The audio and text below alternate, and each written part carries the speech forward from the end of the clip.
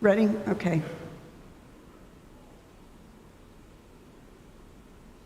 So I want to give you a little bit of history about this organ.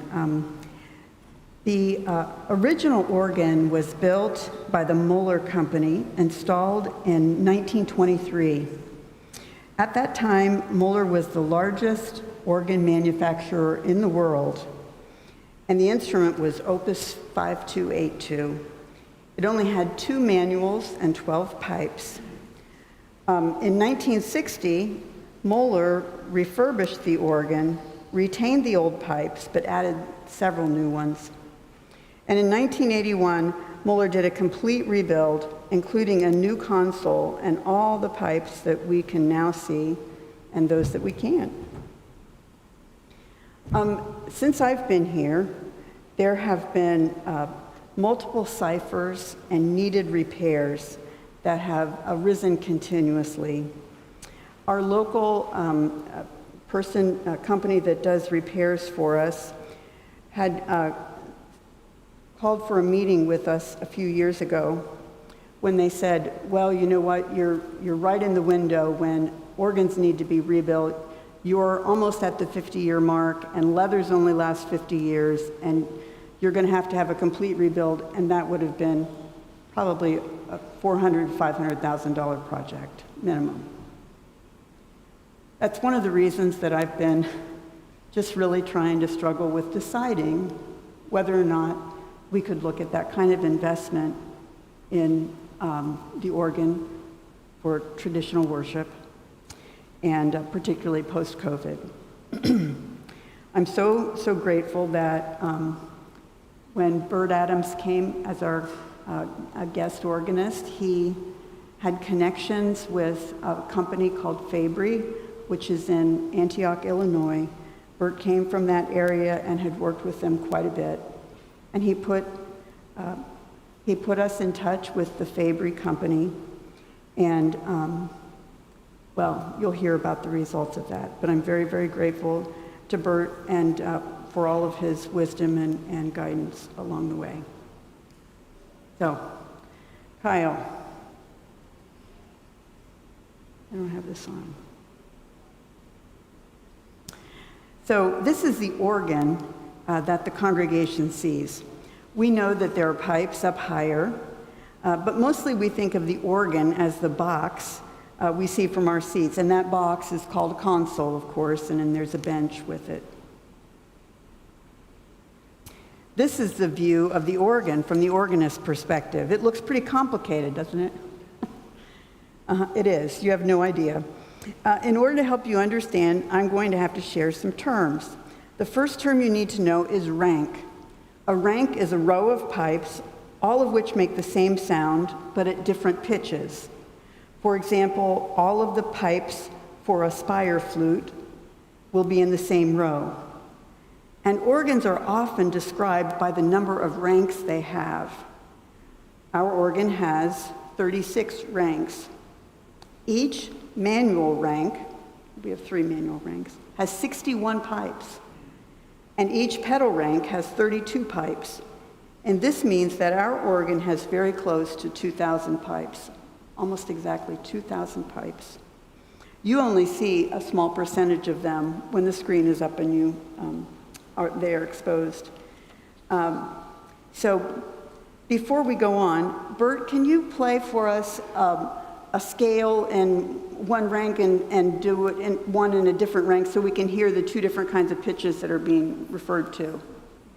Yes, this is the principal stop on the grade used for congregational singing mostly, and you'll hear it this morning for the hymns. And I'll play all 61 notes with a one single stop. Oh, don't do all 61. Just do 2 scales. Just do 2 octaves. Just 2 octaves? Yeah. Well, most of the keyboards are played in the middle, so here's 2 octaves.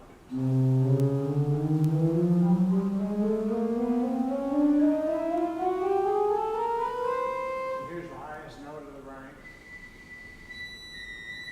Wow. 2, and here's the lowest. Okay. So 61 different rank. Here's a flute stop on the grade also. Okay.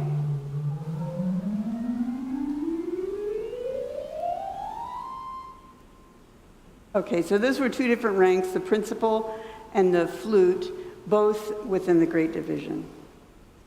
Let me tell you about stops. Do you see those white knobs on black stems? Each one is a stop. A stop is a set of pipes. It may consist of one rank of pipes, or it may include multiple ranks, creating a distinctive blend of sounds. If an organist selects a stop that combines 10 ranks of pipes, for example, then depressing any key on the keyboard will open 10 pipes, all tuned to the same note simultaneously. There are 32 stops to the organist's left, bearing mysterious names, mysterious to me, like Howboy and Scharf, Spitzoctave, and Gedeckt bass, along with less opaque names like trumpet, flute, and basson. Many of the stops have a number at the bottom, often 2, 4, 6, or 8, or not 6, 8 or 16. And those numbers or pitch designations tell one what corresponding octave range it is. That makes sense. Bert, can you play some Howboy, which is supposed to be a reed or an oboe sound? From that stop? Oh, yeah, here's one of the reed stops. This is an oboe stop. Okay. And the same division of the organ and trumpet stop. Sorry.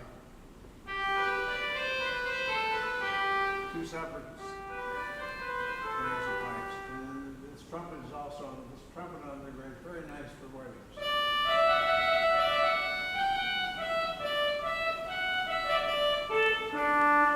Okay, so that gives you a sense there was an oboe sound there and a trumpet sound there, and it's one of the reasons it's almost like a symphony within the organ. Whoops. There are 18 stops on the key cheek to the organist's right, and you'll find stops that are just as exotic sounding as the ones on the left. Things like Sesqui Altera 2 and Erzahler. There's one stop I recognized, and that was chimes. I learned that Erzahler is a hybrid sound somewhere between string and flute tone. Now, organists can play with more than one stop engaged. Sometimes they even pull out all the stops. Stop, yes, that is where it comes from. By the way, stop has its name because when that knob is not pulled out, when it's closed, it stops that rank from playing. And there are 50 stops on our organ. An organ division is a group of pipes called ranks that are connected and controlled by a single keyboard or pedal board. There are 3 manual divisions to correspond to the 3 manual keyboards: swell, antiphonal, and grate. There are 32 keys in the pedal, the 4th keyboard, and the pedals play the biggest pipes with the lowest sounds. Can you play a really low pipe sound for us, Bert? Yes, here's the...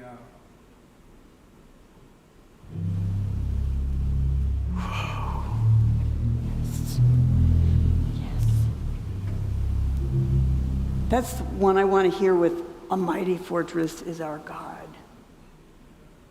Yes, nice. Now, I'm going to take you back so you see how amazingly elaborate an organ is. You don't have to tour. So these pipes that are in the center and off to that side, which many more than you can see, are the grate and pedal division pipes. If we were to go out of this door and to our right and all the way back to the back wall, there is a door there to the mechanical room, and that leads into the organ innards.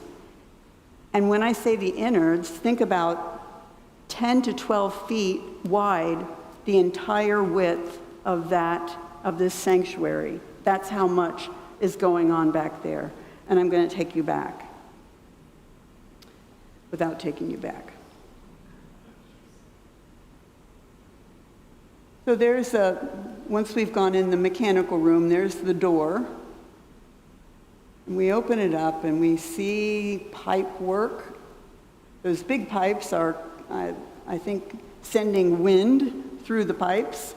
And then we can see the bottoms of some of the largest pipes there. Wherever you see white coverings on wood, you're looking at leather. And there are leather parts throughout the organ. One of the great things we learned from the recent inspection that we requested from Fabry is that our leathers are in very good shape. The technician said that they likely have 30 to 40 more years of life, which is very good news for us. I hope he doesn't regret it, but one of the Fabry technicians showed me how to remove a panel. I did put it back so that you could see the very elaborate wiring that goes into every single pipe.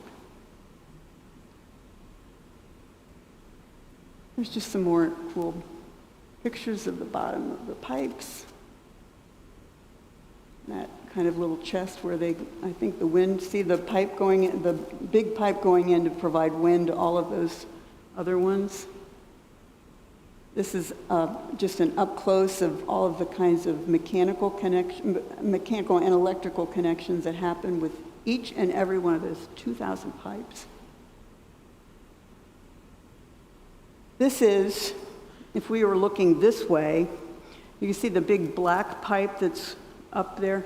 That's going to feed this, that's going to feed the wind to that area that I'll talk about in a minute, of the swell. This is the catwalk that goes along the top that enables access for workers to the many parts of the instrument. This is some pictures along the catwalk.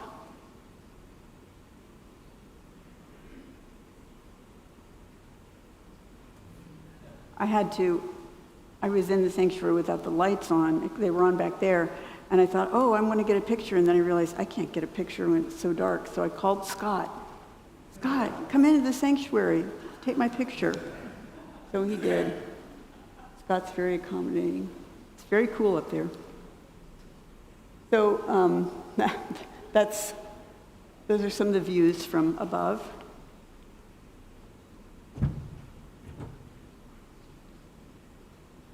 Got to get with my pages here.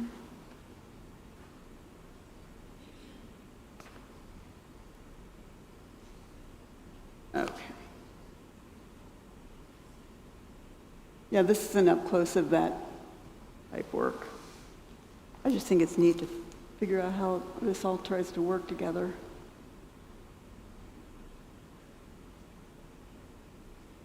Then you can see how each one of these lines of connections are labeled with the different stops that are being controlled. There's Basson, I don't know, Scharf. I don't know what these all mean, but I thought it was interesting. Okay, now, if we look at this part of the, back behind that wall is the swell division chamber, then the southwest corner of the chancel. This is, if I open up the door to that chamber, that's what I first see, and you notice the metal pipes and then the chimes, I think. Those are the chimes that are straight ahead. A little more up close. This is against this part, the wall that's on this side of the chamber. There's an up close of the chimes. You can start to see some of the powder there that's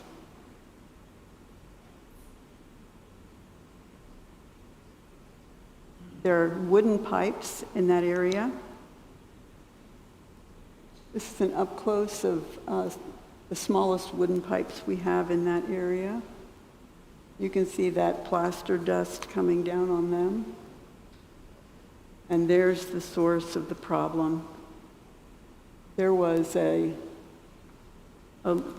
leak in the roof that was undetected for a period of time, and that brought water damage to the wind chest that holds the swell division.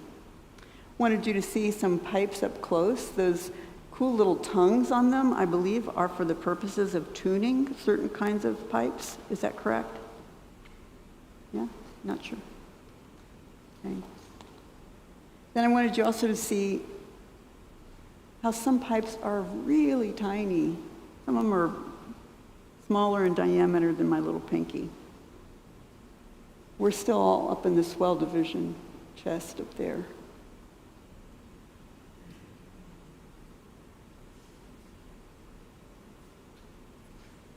Okay, now, if we went on the set of south stairs and went downstairs to the bottom, straight ahead of us in a locked door to your left is this big blower that comes up a full flight of stairs and then another flight to get wind into all of these different pipes on this side of the building.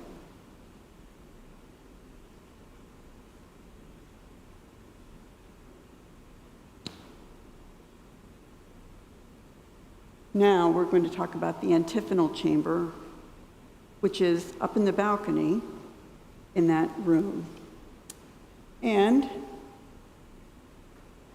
first, I'm going to show you, if you went all the way down those back stairs to the basement and went down the stairs to the women's restroom, in a closet in the women's restroom down there is the second blower that comes up 2 flights, actually maybe, yeah, 2 flights to power the antiphonal pipes. Bert, can you play something on the antiphonal pipes? Yes, the antiphonal organ by itself. Yeah.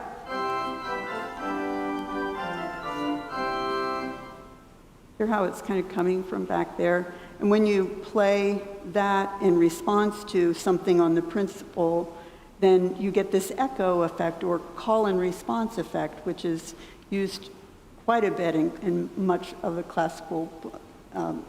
Actually, the organ prelude contrasts the great division and the antiphonal division back and forth. Today's prelude. Would you like to hear a little bit of that? No, because I want to keep going, but we will hear it though. Yes, that will be good.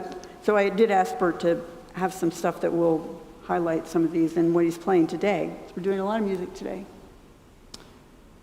Okay, so now we've come up into the balcony. We're going around the corner, and we find the door there. There's a heavy metal door, and when I open it up, I'm looking towards the front, and you see there are shutters there that are covered over with a light cloth, but those, I assume, open and close, much like these shutters open and close. Is that hearing them open and close? There we go. You hear that? That's the shutters. And you can see the little tiny pipes are all the way up at the front. And I couldn't quite get a perspective on the whole room, but you will see that the pipes actually take up every inch of space in the room. And part of the problem is the cipher that we have with the antiphonal is the smallest pipe, and they can't get to it to fix it without taking out everything in the whole room. So, because they think that when the organ was maybe rebuilt or built, I don't know if it was which building it was in the 60s or the 80s, they think they took the pipe chest that was with a different division and put it back into that room, and it pretty much fills the entire room, so there's no way for technicians to get in to work on anything. So now, So we've had a cipher in the swell division and the antiphonal division for quite a while. I told you our regular organ tuner told us we'd need a complete rebuild. So after Bert put us in touch with Fabry, we learned they are a 4-generation family involved with building, installing, repairing, and maintaining and upgrading Moeller organs. They only work on Moeller. Moeller was once the largest pipe organ builder in the world. It created the pipe organs that are in the U.S. Service Academy chapels and 11,000 other organs until it closed in 1992. Fabry sent its 2 top technicians here, and they thoroughly examined our organ over the course of a day and a half. They gave us good news. We don't need a complete rebuild. Our leathers are in good shape, and a range of options. The good news is that to every extent they can tell, short of taking the organ apart, they think the leathers are in excellent condition relative to their age. And just so you get a sense of the value of this instrument, the insurance replacement value is approximately $880,000. The most expensive piano in the world, I think a Börsendorfer concert grand, is about $250,000. So there's your comparison. And of course, our piano is probably in the realm of $15,000 to $20,000. So they made recommendations about 4 potential projects, and they ranked them in order of importance and priced each one and gave the amount of time each kind of repair would take. They involve repair, renovation, redesign, and enhancements. Oops. First of all was to replace the damaged swell chamber chest and corrective voicing on the instrument. We don't know how long that roof leak happened, but it produced water damage so that the wind chest is warped, and they're afraid if they just tried to, they're afraid that it's vulnerable to really cracking later on. And so they would like to just remove that chest with all of its pipes, take it back to their shop, rebuild the chest, and revoice the pipes, which I don't know what is all involved with that, but each and every pipe, and bringing it back. And they would also reinstall it with a plastic covering over the pipes and chamber to prevent damage if there were another leak in the future. That would take 1 to 2 weeks of the organ being out, and it would cost $45,000 something. Project 2 is to furnish and install the Peterson ICS 4000 in the console, which would replace the mechanical actions with computer actions. And it would rewire all the pipe chests. You can see one of the reasons I took that panel off and to show you the wiring is it's all cloth covered, which is not up to code. Then they would eliminate the air-operated shutter actions to electronic actions, and that would be $155,000. I want to say a few words about that. It's likely that the Moeller company went out of business when it did because it was much slower than other organ companies to embrace the computer technologies that others were using on the insides of the console. And so this would put that computer running the innards of the machine. And I'm sorry, I can't be more technical, I just don't understand it. Here are some things that happen as a result of having a computer inside there. We can basically do more coupling between the 2 keyboards. We can have a pedal. So for a pianist to try to play an organ, which is a vastly more complicated instrument, the most immediate challenge is playing the foot pedals because our feet aren't learning those things. Someone who is not as skilled of an organist, but an organist pianist, could couple one of the keyboards that's manual with the foot pedal so that when you play the manual keyboard, the foot pedals also play, which would enable more flexibility in use of the instrument. It also allows for recording and playing back pieces.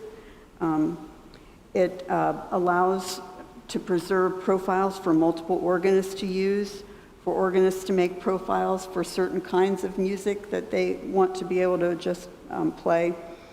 And those swell and antiphonal chambers will have shutters that will be quieter, and actually the organ in general will be much quieter as it transitions from one set of stops to another. Is that correct?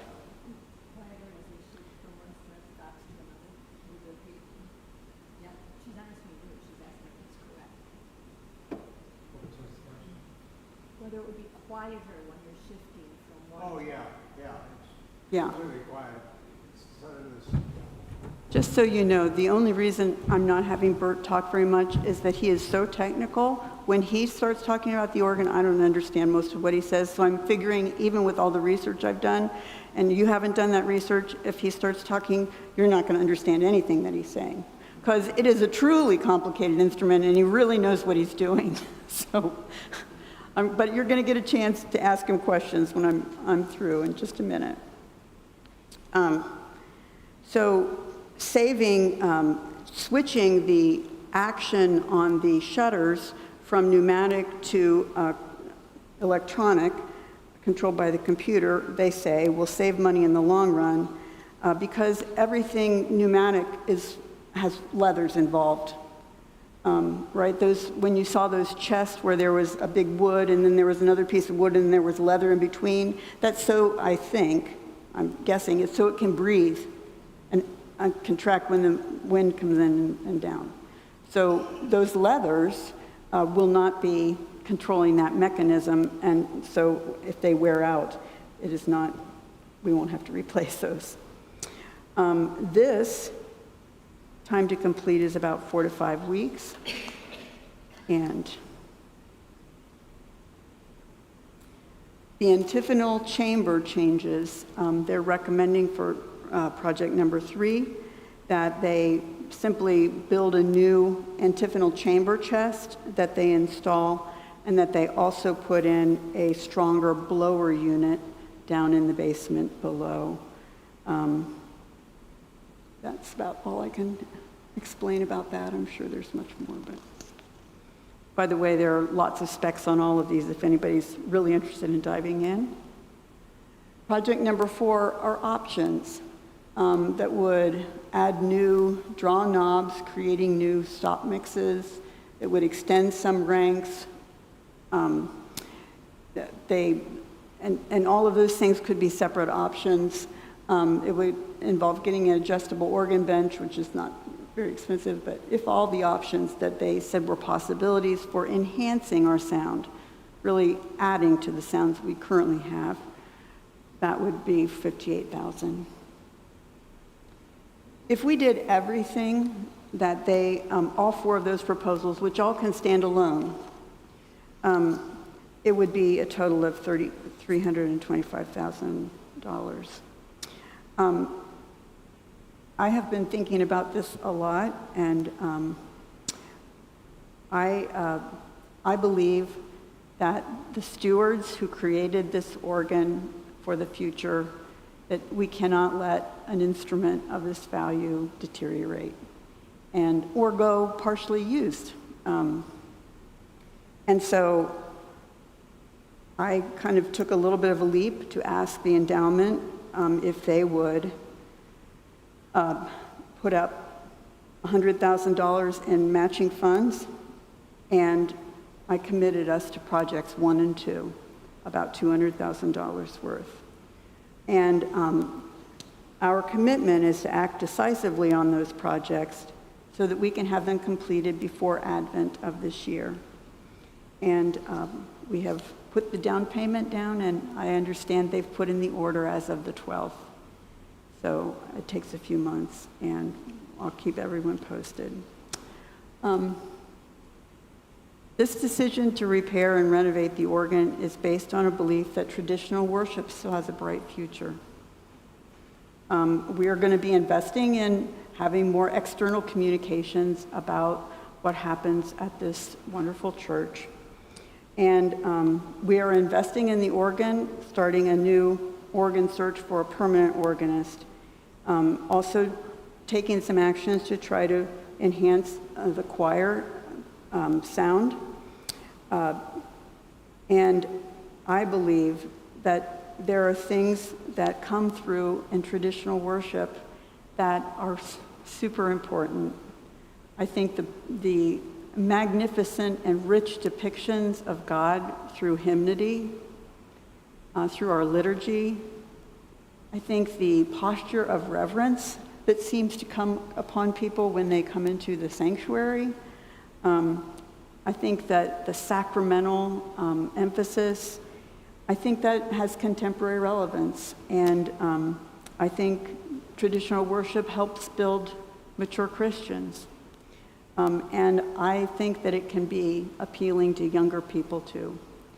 And so my hope is that we are able to, by the end of the year, have a funding plan for the $200,000. And if we get more than that, we can think about the other pieces. But these two things will repair and will create a future that certainly even younger organists will be able to use well for our lifting up our voices in praise and worship. One of the reasons that I think the organ, in addition to being a symphony in a box, is important and is so appropriate for worship is, and this is particularly of pipe organs. When God speaks in the scriptures, the word for spirit, wind, and breath in Hebrew, all the same word. There is literally like life being breathed into a congregation when an organ opens up, and it opens up our pathways for praise. And I believe it's important. So that's my presentation. Do you have questions? Yes, Carolyn.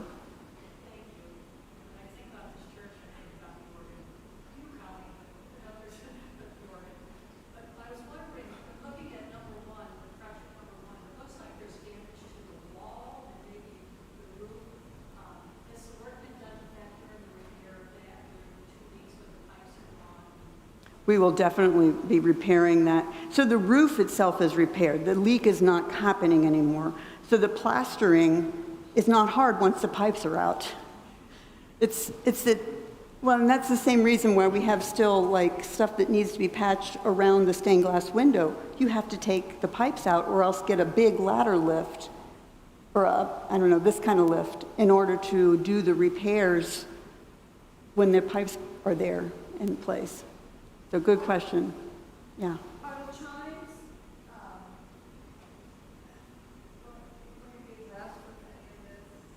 The chimes work. oh, they do? That's not the carillon. The carillon and the chimes are two different things. We did not talk to Mueller, to Fabry, about restoring the connection between the carillon and the organ. Mark, we could do that, but that would be like another enhancement, right? Or a restoration, right? Because they used to talk to each other, I think. Yeah.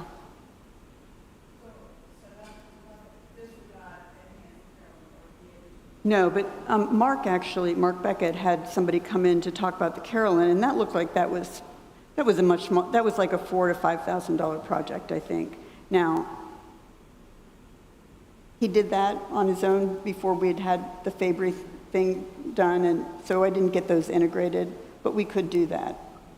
But again, I'm pretty sure that's something that it could be severable from the other things, right?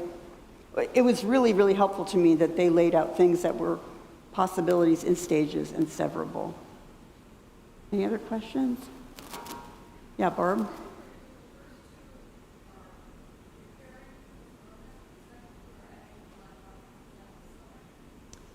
Yes, the first one is repairing, and the second one is it's some repairing because it's bringing our wiring up to code. So that I kind of consider that maybe repair, maybe renovation. I would consider number 2 renovation, not repair, but also not enhancement. That computer mechanism is about making it a modern instrument, in a sense.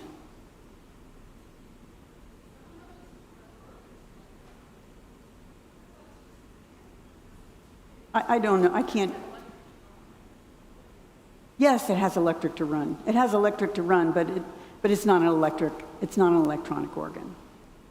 Because it has wind going through the pipes. Electronic organs synthesize that sound. They don't have winds going through the pipes. Other question? Well, the reason that I was anxious to get it in was that he thinks that it can be October when this all happens. Because the 2 things that we're having done, I believe, can be done simultaneously. So he seemed to encourage my faith that we could have it done before Advent this year. And I hope, we also have an organist employed by that time.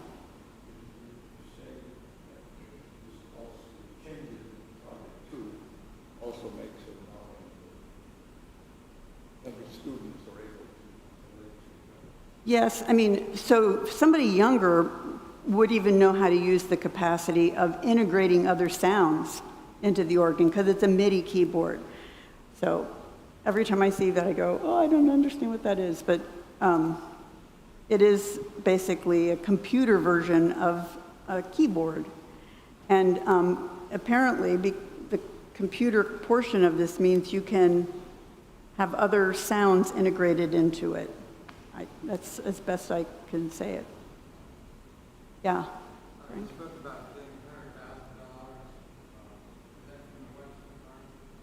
No conference funds available for this. This is from our own endowment here, from the local church endowment. And I think that should be matching funds. If we get a match for that $100,000, then we're there. Because we've already paid $1,500 for them to come and do the examination. So and I'm going to be reaching out to people who have been in the choir in the past and care about the music ministry of the church. But yeah. Anything else? If you are interested in helping the organ repairs happen and interested in some ideas for our fundraising, I would love to hear from you. Gail is not here. Gail Storr is not here this week, but Gail and Mark have said they're interested in helping. So you wouldn't be the first ones or the only ones. But and I want to say that I said this to the congregation earlier. Is it time for worship yet? Okay. The people who mostly worship here at one point gave a lot of money to help the new addition happen and all of the band equipment and the investment in making all of that come along. And so that there could be a contemporary worship setting that meets other people's needs.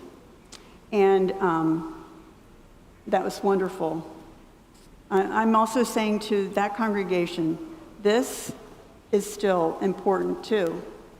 And we're one congregation, so I'm going to be expecting the whole congregation to see this as our project together. Yeah, that's all. Anything else? Okay, thank you. Isn't it an amazing instrument? If anybody wants, some time where I actually take you back in. I'm not going to take anybody up on the catwalk because I just think that's probably not a good idea, although it's really cool. But I'd be happy to take you around and show you anything. And if you want to look at the lengthy specs on the proposals that they gave a very thorough proposals. Be happy to share that with you. More conversation anytime. And Bert, too, is a fountain of knowledge. But mostly, he's going to play awesome music for us in just a few minutes. So thank you for coming. I can't put the specs online. It's pages and pages. I don't think that's... Okay, Kyle, cut the live stream.